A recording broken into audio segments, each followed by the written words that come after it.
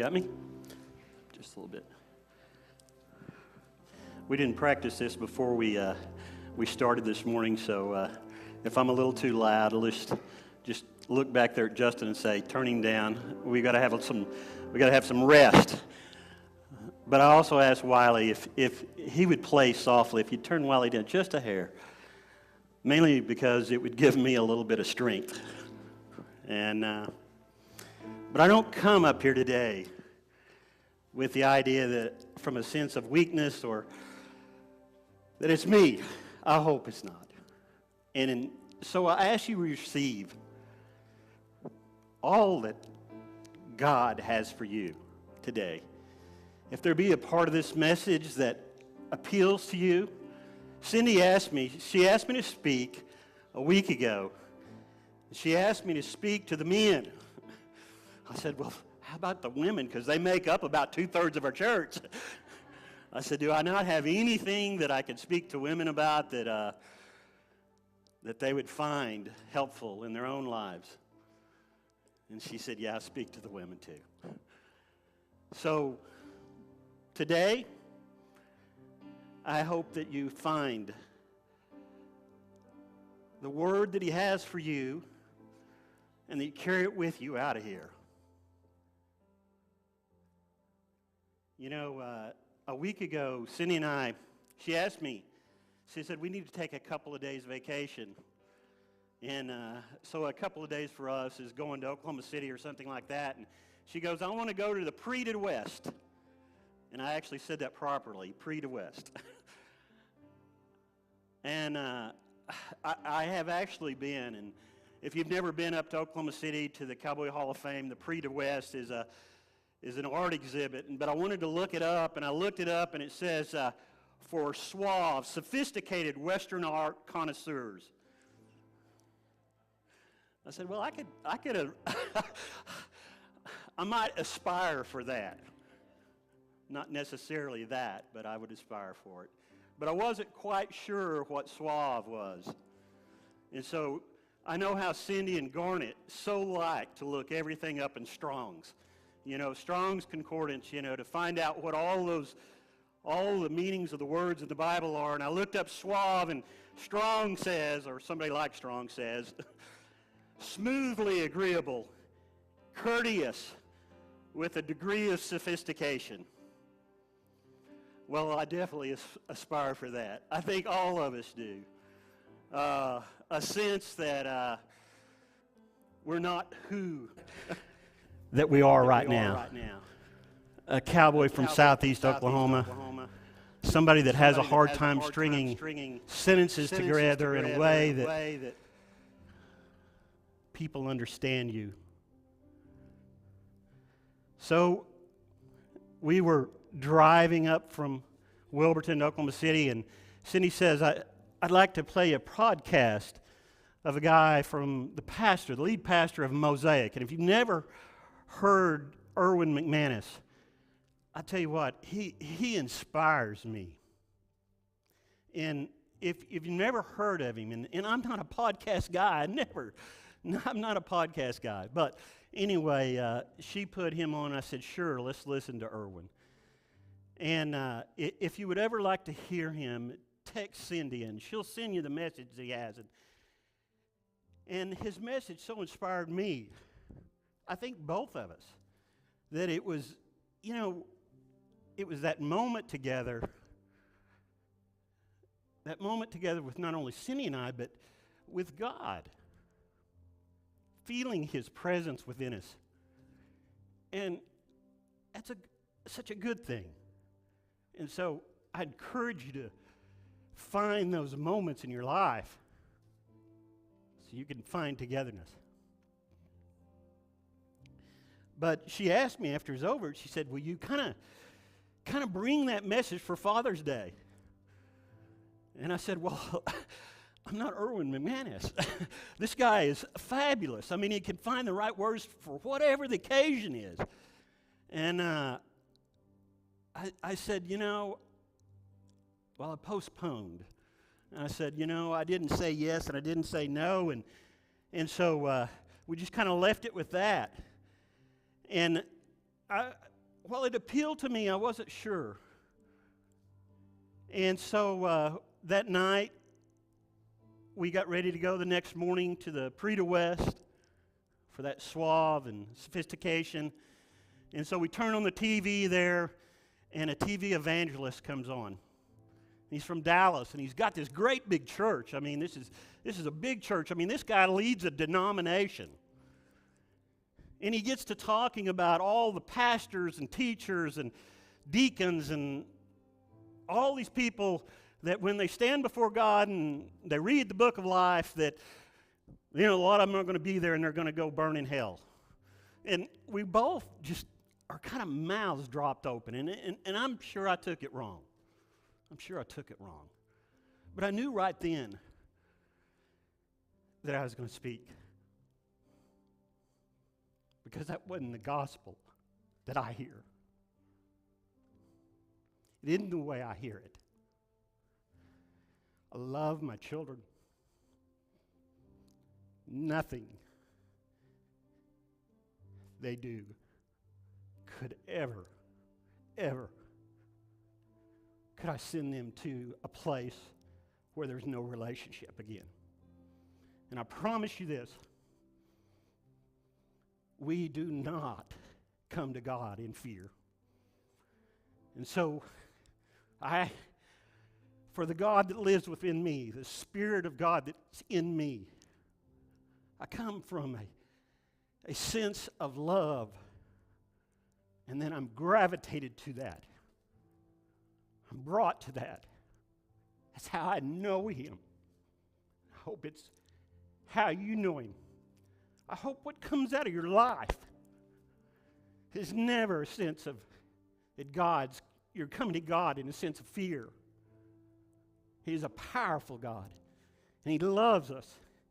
And all that He wants to bring us to is a sense of accomplishment in Him, that He lives within us, and that all the goodness that He has for us flows out of Him into us and us into all of those that we touch. I know I'm not the pastor here. I'm the pastor's helper. I understand that.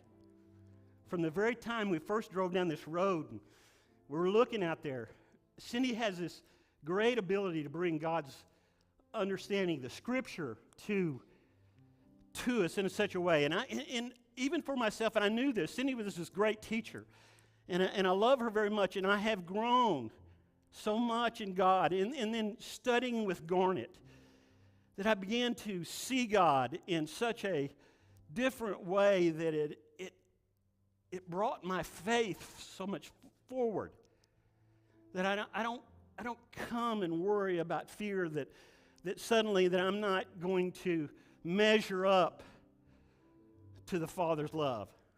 You see, I know He loves me in all of my failures. In all of my failures. Do you ever fear trapped by fear? You ever trapped by it? I think we all are. Getting up here traps you. Do you ever see your life? You want to be living, but can't find the way to get there. That marriage that you know is out there, and yet you find yourself in these continual over and over destruction. Boy, I've found myself there a time or two. Do you ever find yourself, dream of yourself living your best life? What God has created you for? You know it's there. You dream of it occasionally. And yet all these things pile in on you, that this life that we live in, this sense of I don't have enough money, I'm not a good enough dad, or I'm not that person I need to be to my children. I'm not that person that I need to be my family. Men, that so often we don't lead. Not only we don't lead, we seldom show up. In fact, when Cindy first asked me about speaking, I said, why couldn't she just ask me to carry out the trash? You know, I'll get up out of the chair and do that. But that wasn't what she was asking. courage is necessary to lead our greatest desires in life. I'd like you to, I want to read the first book of Joshua. It's on the screen. But when I think of where I want to go and what I want to do, Joshua a lot of times comes up. Now, after the death of Moses, the servant of the Lord, it came to pass, the Lord spake unto Joshua, the son of Nun, Moses' minister, saying, Moses, my servant, is dead. Now therefore arise and go over this Jordan, thou and all the people that are underneath you, unto the land that I've given them, to all the children of Israel. Every place that the sole of your foot shall tread upon, I have given unto you, as I had said unto Moses. From the wilderness of Lebanon and even unto the great river, to the river Euphrates, to the land of the Hittites, and to the great sea toward the going down of the sun, shall be your coast. There shall not be any man be able to stand before you all the days of your life. As I was with Moses, so I'll be with you. I will not fail thee, nor forsake thee. I want you to listen for this one thing. Be strong and of good courage. Be strong and of good courage, for unto this people shalt thou divide for an inheritance of the land, which I swear unto the fathers, unto their fathers to give them. The Lord speaking to Joshua, only be thou strong and very courageous. Strong and very courageous, that thou mayest observe, do according to all the law, which Moses my servant commanded thee. Turn not from the right or the left, that thou mayest prosper wherever thou go. This book of law shall not depart from you, this word. Thou shalt meditate day and night, that thou mayest observe to do according to all that is written, for then thou shalt make thy way prosperous, and then thou will have good success. Have I not commanded thee? Be strong and of good courage.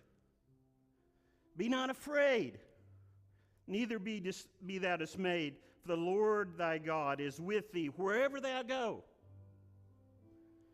Then Joshua commanded the officers and the people, saying, Pass through the host, and command the people, saying, Prepare you, for within 3 days we shall pass over this Jordan, to go in to possess the land which the Lord your God has given you.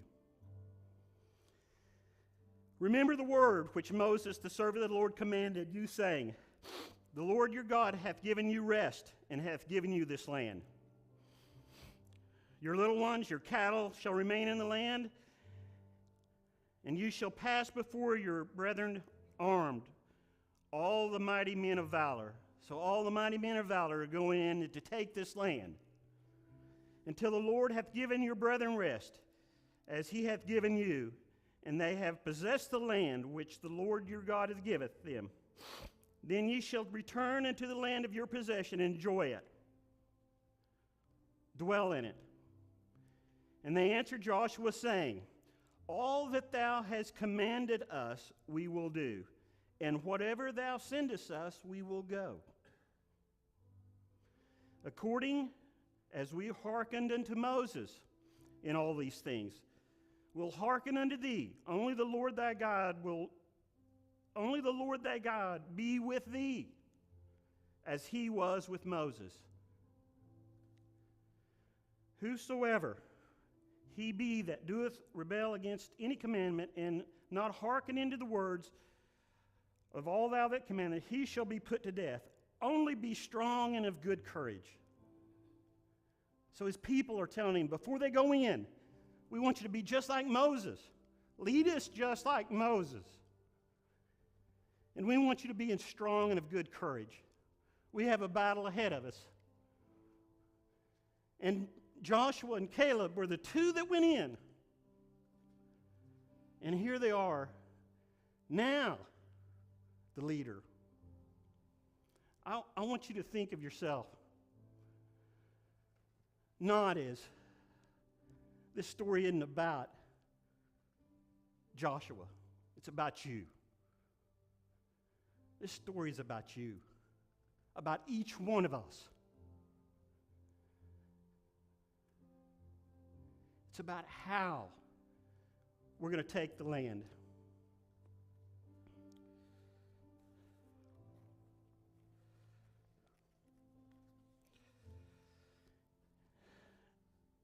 And I pray that you have the courage to become the person that God has called you to be. You see, God had called. Moses was dead, and Joshua was a servant. Joshua was his helper. And he'd called Joshua now that you're going to cross the Jordan. You're going to take the land. And the analogy that I see so often is in each one of y'all, I find these things that Cindy are praying with so often is you had this significant Moses person in your life that brought you to God, that showed you love. Sometimes it's your mother, oftentimes it's not your dad. And I'm speaking to dads. Sometimes it's your grandmother, your aunt or uncle or a pastor that understood you, was praying for you, was trying to bring the best out so that you began to understand that this relationship that God had with Moses is also for you. You see, Joshua had got to the point where he was going to have to lead. His Moses wasn't there then. His mother, his father, his aunt, his uncle, his pastor, that suddenly, that if I'm going to take these things in my life, if I'm going to have this great marriage, if I'm going to lead my children and my family, my community, my church, it's going to have to come out of me. And I don't know how many times that God told Joshua, 4 different times, be strong and courageous, have faith. Quit wheeling around in this deal. It's like you're going to lead. You see, God saw Joshua as he was going to be. He's now trying to tell Joshua, I need you to see you as you can be. I need you to see here. I need you to develop a relationship. I can't let you rely forever on your Moses, your mom, your dad, your uncle, that you've got to develop the relationship. And out of that relationship, you'll begin to understand that I'm going to take all of these strongholds all through my life, that my flesh, the things that are not what God called them to be, that I'm going to walk through that. And so the story of Joshua is for me. You know, I think perhaps the greatest act of your life is of courage, the courage to redefine ourselves and not allow everyone else to define who we are. Not allow ourselves to be defined by our worst moments, our past, our fears. Not allow ourselves to be defined by our doubts, not allow ourselves to be defined by the least of us.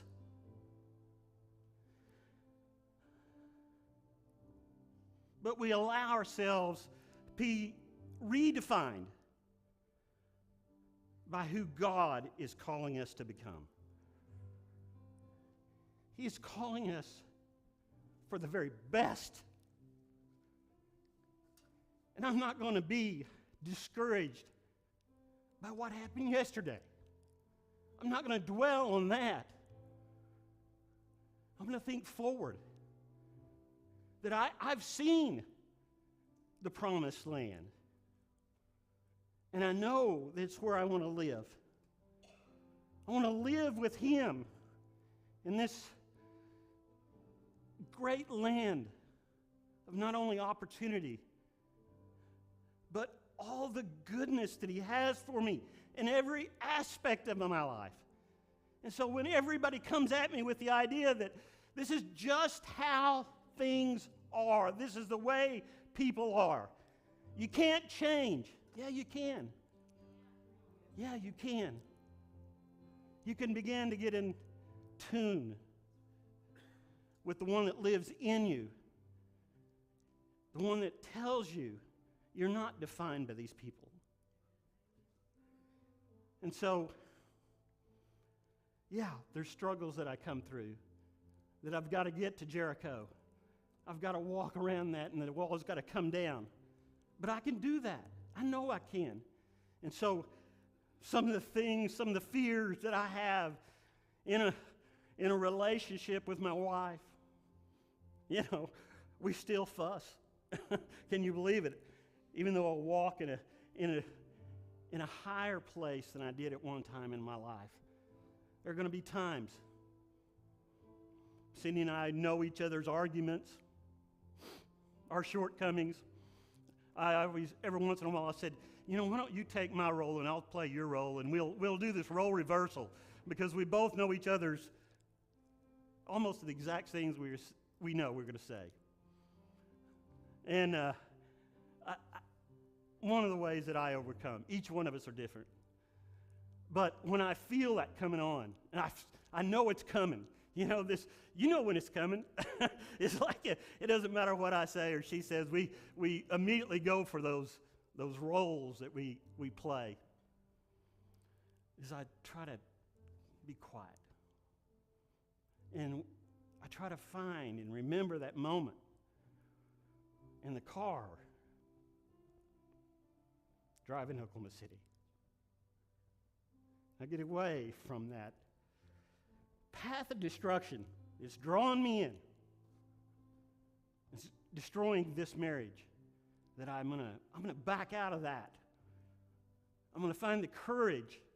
I'm gonna be strong. I'm gonna back out of that and not be caught in that trap again. And even if I fail in that trap, I'm gonna wake up the next morning refilled, redefined, ready to receive and move forward in my life.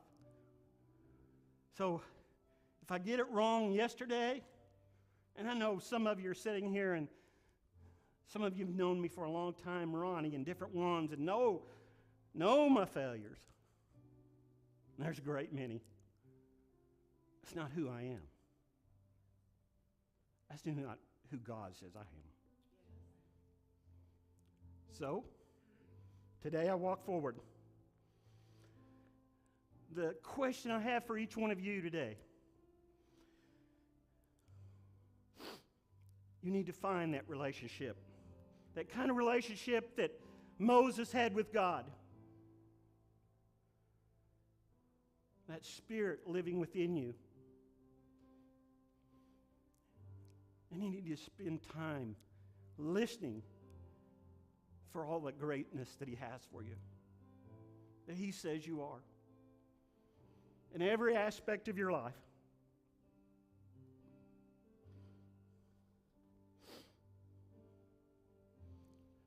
Joshua began to see himself in the same way that Moses saw God and God saw Moses. And he led. And he led the people and took the promised land and became the person that carried the torch, that captured all the land for a great people. You can too. But you have to believe. You have to do what God said. That you have to be strong and you have to be courageous. And you have to walk in it, no matter what or who says otherwise.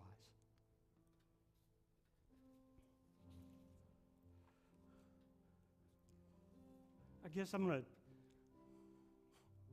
leave it right here from the standpoint is I'd ask the Spirit of God within me ask you to become what God says you are, to have courage in it, to not fear, and that you would walk in it, that you would take all the land, not just a piece, but all the land. Cindy's going to close us here, and I hope that you have the courage to step forth, not just to this message. I think if you haven't received the call or you haven't answered the call to God, yeah, you've got to do that. But we're talking about those of you that know who He is and yet haven't been able to conquer all in your life. It's time. It's time to put it all behind you. It's time to move out from that significant other that told you who God was,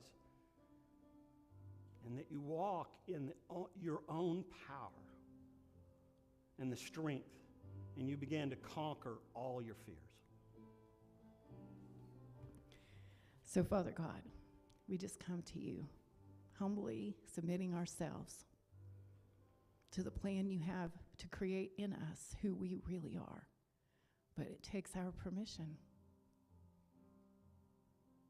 So let's just put our hands on our heart. You want to say this with me if you want to. Say, Jesus, you're Lord. And I receive the plan that you have for me. Make me strong and of good courage. In Jesus' name. Yes, if you need prayer, stand up and come and I'll pray with you. You're welcome to. We have some of our prayer team in the back. But let's worship.